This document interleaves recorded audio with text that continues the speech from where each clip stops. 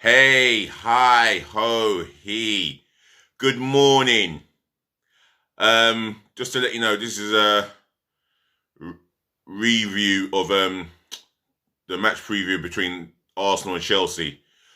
I had it all done, but the app itself was playing up, so I'm really angry that it didn't go through. However, this one will go through. Before I get started, yeah, make sure you smash the thumbs up like button for me, yeah. Make sure you leave your opinions and your thoughts in my comment section below. Keep it positive feedback, please. Smash the thumbs up. Sorry, I've said that. Smash the share button for me, yeah? Left, right, and center. Make sure this channel goes all over the world. Share it for me. Did I say thumbs? Meant to be share. Yeah, share this channel for me, yeah? Virally. Make sure your friends and relatives get this. And viewers, don't just share, like, and comment. I do appreciate that, but I would love you to subscribe today to DLG Repping. That's myself and I only, the one and truly. Here it is. Dele London Guna, Romeo Echo, Papa, Indigo November. Yeah, you see it there. You see a picture of me and the ball bulging in the net, yeah? Dele London Guna, space, Romeo Echo, Papa, Indigo November. So let's get into it. Arsenal v Chelsea match preview. I'm going to give you my starting 11 formation and the 9 substitutions. I don't know who the referee's going to be. I don't care. I just want a good, decent game of football. But I'll tell you what, we are fat, obese underdogs. If we get 3 points, it'll be just typical Arsenal. Turn up in the big game at home and put in the performance and find the 3 points. But yet against Brentford, we did not prepare for Brentford. We were so underprepared. We did not. I don't think our management or any of the coaching staff watched a single video on Brentford and how to deal with their attacks, how to deal with their best striker, Ivan Toney, etc., etc. We were underprepared. Now we're up against a Chelsea team, our well-drilled, oiled machine. You look at their defensive record from last season when Tuchel took over. Not only were they winning champions of Europe, but defensively they were solid. You can see how disciplined and organised they are, and you can see a huge difference compared to Lampard's Chelsea. Chelsea are defensively a unit, and for our attack to get through that defence, we're going to have to play a hell of a lot better than the last game. It's as simple as. And for me, key players to watch out for: Kai Havertz and Lukaku. Romelu Lukaku, he's out there to prove a point. He's back to prove a point. Hence the reason why Chelsea paid the 97.5 million for him. Kai Havertz, he's just growing, going from strength to strength. And you got Timo Werner, who has had a season in the English Premier League, and I feel that he would want to be out to prove a point that he can make it in the Premier League, and why not? Midfield, well, I've never... Kante. N'Golo Kante, big fan of him. I'm just singing his name from Verdegra, the French rapper, singer. Anyway, if you haven't seen the video, check it out on YouTube. Other than that, Kovacic, they've got a midfield to be proud of. And I can't argue their midfield. Potentially, we've got a midfielder of our own in Lokonga, but he's only had 1 game. And he didn't do too badly against Brentford. We've got Partey, who's out sadly. We could have done with him, but instead we've got Xhaka. Anyway, without further ado, let me get into my starting 11. In goal, I think it'll be naive of me to think about giving a debut to Ramsdale, and it will definitely be naive of Mikel Arteta to give a debut to Ramsdale. I'm going to go with Bernd Leno. I know it's a risk. It feels like it's a risk, and I know he wants to leave. So all in all, it's a risk that he may not perform to the best of his ability. However, he's our number one goalkeeper. Some will say average, some will say one of the best in the league. One thing for sure, he took too long against Brentford when he had the ball at his feet. He takes too long to release a pass. That's what I've noticed about Bernd Leno. He takes his time. Well, I'll tell you what, this won't continue for long if he has a stinker. However, Bernd Leno in goal. We do forget last season he saved us a number of he saved us in certain games, so we've got to give him the respect where he deserves. But I'm going with Bernd Leno in goal. The back four, which is going to be a 4-2-3-1, by the way. I've gone with Cedric. I've said yesterday that he's a natural born right back. If he overlaps his winger, he will put in a cross, whether it's good, whether it's poor. Defensively, he's assessed. He seems to assess the problems. He seems to assess the dangers which could lead to problems for me. I'm going to go with Cedric. my centre back pairing for this game. I think I'm going to go with Callum Chambers and Gabriel Magalhaes. Callum Chambers, for me, is a better centre-half. A good, honest centre-half. And I think he's more physically equipped to deal with Romelu Lukaku. I know Ben White cost 50 million, and I know the price tag is not his fault. Yeah? But I just feel at this moment of time, from a tactical reason, I'm going to go with Callum Chambers to do that job there.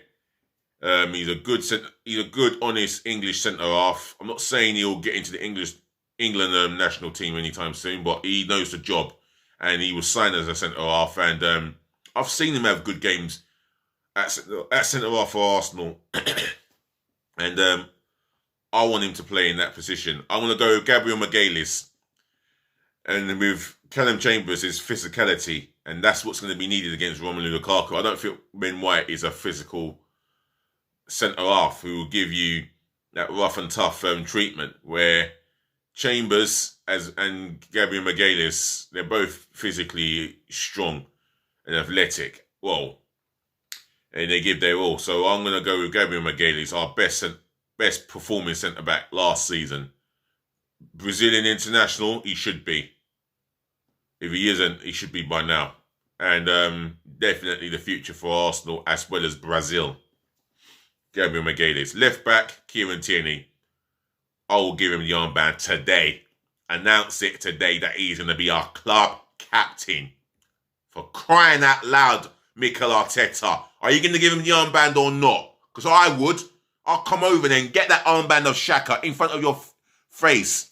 Yeah, it might feel like I'm violating your adopted son, but he's not good enough. Fact. I'm going to go with Kieran Tierney. Sorry about that. I had to have a little bit of a rant. So, for me, he's going to be one of the best left-backs in world football one day. I can feel it. Probably will go on to be the best. There's a possibility he could be the best left-back in world football if he gets goal side of his opponents he's up against. But other than that, going forward, he is dynamically quick. He's a leader. He's vocal. And that's what we need in a left-back. I'm going to go with Kieran Tierney. Right, midfield 2. If Partey's still injured, I'm going to have to go with someone I don't want to go with, but I've taken the armband off him and made Tierney my captain of today. Albert Sambi Lokonga, I love his confidence. That's what I love, his confidence, his ability to pass the ball forward. He's a bit similar to Guendouzi, but one thing with him, if he can shoot, he shoots. He gets his shots off quicker. With Guendouzi, I love Guendouzi as a footballer, midfield player, but he did not shoot enough. Lokonga, if he gets an opportunity to shoot today, you will see it. Ping, he's having a shot on target. He had a shot on target away to Brentford, which was easily smothered by David Raya. Now, that is what I want to see from my midfield player. Yes, he's 21. He shouldn't be picked into the situation against your Chelsea's and Man City coming up next week. But the reality is, it is what it is. David Raya in goal. So I don't know what I'm saying. Amber Mboyo Sambi Lokonga starts this game today. He deserves it. He's done sweet FA wrong not to start. Alongside him, someone who's got to sit deep. He's better off sitting deep than trying to be mobile, and that's Granit Xhaka. He pings a forward $1 million pass once every 6 months. There's nothing to his game that is great. Anything to do with giving the ball away, you fear the worst, because when the opposition get it, it leads to a goal. He's made a number of errors that's led to goals. That's cost us points. This guy is Arteta's adopted son. Let's be real with it. I'm only starting him because I don't believe Partey is going to be fit for this game. If he is fit for this game, then I'll start with Partey and Albert Mboyo Sambi Lokonga. I should say that name out without saying Albert Mboya. No, I've said it wrong. Albert Mboyo Sambi Lokonga. That's the full name. And he announced that in an interview, by the way. That's his full name. But anyone can butcher that one up. Not as good as me. Anyway, I'm going to go with... I've got to go with Xhaka and Lokonga. But for me, I'll ask Xhaka to be more disciplined. I suppose he can put in a tackle. But knowing when to put the tackle in is another thing. And how he's going to do it is another thing. That's the mindset of Granit Xhaka there for you. As for Lokonga, he's got that footballing brain. He's got a picture in his brain. That is a midfielder I want in my team. But I would have gone for someone with a little bit more experience, with the greatest respect to Lokonga. So Lokonga and Xhaka in the midfield again. My attacking three, I'm going to go with you. They're not so much youthful. They're more or less a year old. Well, Gabriel Martinelli should be 2 years old in terms of his experience. I'm just saying, for example, Nicolas Pepe got the experience. This is a big one here. Bukayo Saka on the right-hand side of attack. For me, phenomenal when he came on. Well, I won't say phenomenal, but he gave a 6 out of 10 effort for me. He took players on, beat them for pace and strength. He looked like he's going to be a star in the making. And I'll tell you what, his valuation alone will still go up, even for half-hour cameo. And to get a standing ovation from the Brentford fans as well as the away fans, being us, it was very touching and moving. Very touching, extremely moving. And I hope he has a good game for today. I really does. He could be the key to us getting a result or not getting a result, meaning they get a result, but it'll be in a violating way. And that's a fact. In the middle, this is a big one here. I've gone with Martin Odegaard in the middle. We're talking about work rate here. And Martin Odegaard will help the team defensively as much as he can if we're set up and balanced right from a defensive point of view. He will get back and do the work. On the ball, a fantastic talent. I have seen what he can do. I mean, his best Premier League game was away to West Ham in that 3-3 draw when we were 3-0 down. He was that guy that influenced us to getting back into that game. I mean, that guy, he had the best game he had in an Arsenal shirt, if not in his professional footballing career. I'm going to go with him. Gabriel Martinelli.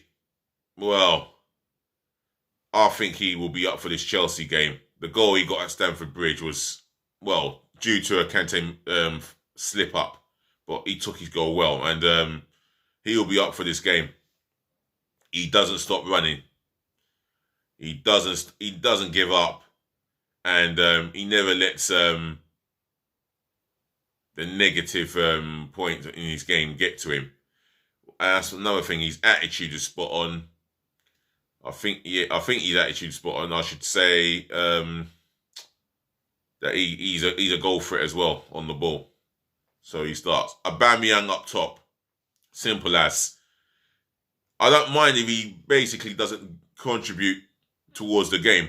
What I do mind is if he has a couple of the chances, I want to see the net bulging. That's the reason why we paid 60 million for Pierre-Emerick Aubameyang. He's got to show that I'm a blood clot, Yang. You get me, troops? Shout out to yourself, troops, man, if you're watching in the States at whatever time it is. Bless up. But seriously, we need to see that Aubameyang of old. So he starts. Substitution bench. Right, in goal. The first name I'm going to call out is Ramsdale. I'll be surprised if he gets a debut today, but he starts on the bench for me. A good young English goalkeeper, up and coming. Possibly a future England international, but he's got a lot of goalkeepers to get ahead of. And if he gets into the Arsenal first 11, then he's got to perform the deed for him to get into the England first team and to impress the England manager on top of that. But I'm having him sitting on the bench today. Substitute number 2, Ben White. He's got the versatility like Chambers, not the physicality. And I think with Ben White, I think he's going to be a future Arsenal regular. I don't think he's quite right to fit into this fixture. I think with the 2 centre-halves I've gone for, I'm going for physicality over Lukaku, and that is Chambers and McGallis, just to make sure he's kept quiet. And I don't think Ben White would have been up for that. I want to protect his confidence, in other words, not destroy it. He settles for the place on the bench. Substitute number 3. This is it. Nuno Tavares. Exciting young Portuguese under-21 international. Hopefully he gets into the full squad. Great pace. Great recovery pace, should I say. Exciting going forward. Scored in the pre-season against Rangers, and there's a lot of promise and abundant of talent in this guy. He's on the bench. Substitute number 4. Freaking hell. Oh, give me strength. Give me strength. Ainsley Maitland-Niles. He's still an Arsenal player. His future hasn't been resolved as yet, and I'd like to hear clarity over that sooner rather than later. Other than that, I can trust Maitland-Niles to do a job at right back or be it in the midfield. Substitute number 5. Who have we got in that midfield there? I don't want to play Elneny. Oh, no. Oh, no. I'm going to think someone else. Substitute number 5. I'm going to go with Elneny. I'm really limited of quality. He is as safe as they come on the ball, sideways and backwards. That's what you get with him. And you get an extreme work rate out of him. So I'll make him substitute number 5. Number 6, Nicola Pepe. Someone who can come up to the pitch, get himself lively. Excuse me.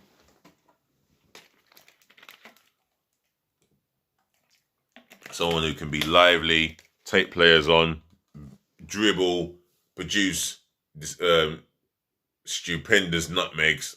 But other than that, that's his footballing ability. assists and goals I want from Pepe this season. And for tactical reasons, I want 11 players that are going to get behind the ball when we're under the cosh. So for me, I'm asking Pepe. I'm asking Pepe to sit on the bench, and I'm asking Martinelli to do that job instead of Pepe. Substitute number 7, Emile Smith Rowe, got the winner at Stamford Bridge last season in a meaningless, pointless game for us. It meant less to us than it would have meant more to Chelsea, if you get what I'm saying. However, he was our best performer in the Brentford game. Why do I have him on the bench? I just think Martin Odegaard's got that little end product as a number 10. That creativity. He was born to do just that job alone. So I'm having Emile Smith Rowe as substitute number 7. Substitute number 8.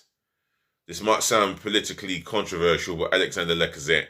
Now, he's apparently, don't know if he's apparently up for sale or not, but he could be the one out of the two strikers, meaning him and Aubameyang, that will leave the club.